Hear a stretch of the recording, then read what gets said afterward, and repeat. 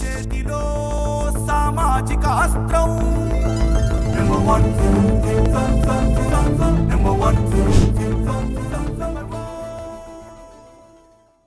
దీనికి సంబంధించి ఏలూరు నుంచి కొండలరావు గారు ఫస్ట్ కాలర్.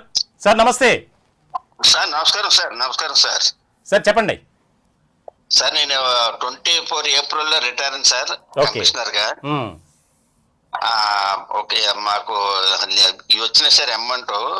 గ్రాడ్యుయేట్ ఇవి వచ్చిన ఒక కరెంట్లీ ఒకటి పెండింగ్ ఉండిపోయింది సార్ మాకు ఫస్ట్ నుంచి. పెన్షన్ కూడా ప్రాబ్లమ్స్ కూడా అయిపోయి అవి కూడా వస్తున్నాయి రెగ్యులర్ గా. ఇది ఒక్కటే అయిపోయింది సార్ 24 ఏప్రిల్ నుంచి. అంటే సుమారు ఎంత రావాలి సార్ మీకు? సార్ అమౌంట్ ఎంత రావాల్సి ఉంది మీకు? 11,40,000 దాకా ఉన్నారు సార్. Okay sir. ఏ డిపార్ట్మెంట్ అన్నారు సార్ కొండలరావు గారు? కమిషనర్ అండి, స్టేట్ గవర్నమెంట్ అండి. Okay sir. ఓకే.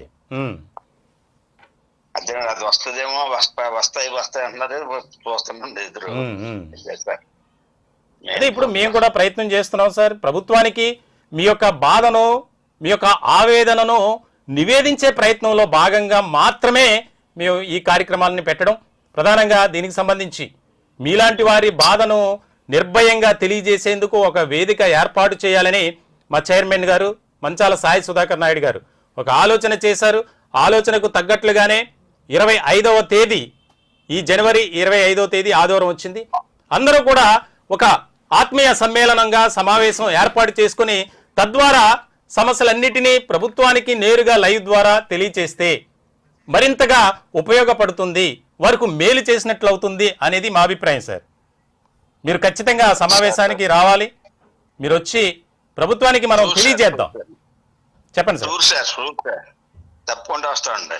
ప్రభుత్వం ఎందుకు అంటే ఒక కూటమి ప్రభుత్వాన్ని తప్పుపట్టాల్సినటువంటి అవసరం లేదు.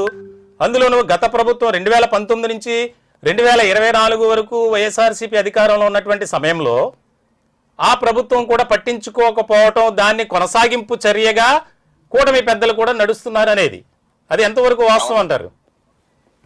కరెక్టే సార్. అది ఎందుకంటే వీళ్ళు ఎర్సలోనే మాట ఇచ్చారు కదా సార్, వీళ్ళు కంపల్సరీ చేస్తాం అందరికనే. కానీ ఒక్కటి కూడా మనకి అమలు చేయట్లేదు సార్. ఏది కూడా ఒక డీఏ కానీ, ఈ కానీ, పిఆర్సీ కానీ, ఐఆర్ కానీ ఎటువంటిది కూడా లేదండి. అప్పుడు జగన్ గారు ఎలక్షన్ అవగానే నేను మంచి పిఆర్సీ ఇచ్చి మీకు చేస్తానని వాగ్దానం చేశారు. కానీ వీళ్ళు అది కాదు మేము ముందే చేస్తామని చెప్పి వీళ్ళు వాగ్దానం చేశారు. కానీ ఈ రోజు వరకు ఎటువంటి మూవ్మెంట్ లేదు సార్ దాని మీద. అప్పుడు ఇచ్చారు, పిఆర్సీ ఇచ్చారు, కానీ జగన్ గారి హయాంలో అది రివర్స్ పిఆర్సీగా, దానివల్ల ఏమీ ఉపయోగం లేదని కూడా అందరికీ తెలిసినటువంటి విషయమే. అవునండి. అవునండి. మీకు అందరికి ఇష్టపడేలాగా మంచి పిఆర్సీ చేసిస్తానని చెప్పి కూటమి ప్రభుత్వం వాగ్దానం చేసిందండి. దానికి మెయిన్ గా పవన్ కళ్యాణ్ గారు మేమున్నాం అని చెప్పి అందరు కూడా వాగ్దానం చేశారు. కానీ అన్ని కూడా మర్చిపోయారండి. ఇప్పుడు ఆ మర్చిపోవడం వల్ల ప్రతి రిటైర్ ఎంప్లాయీ డిఏ కానీ రావాల్సిన బెనిఫిట్స్ కానీ అన్నిటి మీద పెండింగ్ ఉండడం వల్ల కొద్దిగా ఇబ్బంది పడుతున్నాం సార్ అందరూ.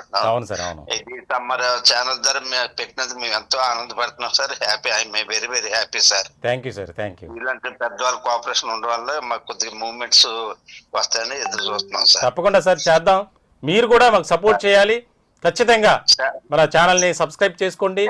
మీరు ప్రతి వీడియోని మీరు, ఎందుకంటే మనం ఉద్యోగుల తరపున ఒక పోరాటమే చేస్తున్నాం, ఒక ఉద్యమం నడిపిస్తున్నట్లే శాంతియుతంగా, ఎక్కడా కూడా ఎవరిని రెచ్చగొట్టే విధంగా మనం చేయట్లేదు. దానికి ముఖ్యమైనటువంటి కారణం ఏంటంటే సామాన్యుడి కష్టాలు ఎక్కడ ఉంటాయో నెంబర్ 1 న్యూస్ అక్కడే ఉంటుంది.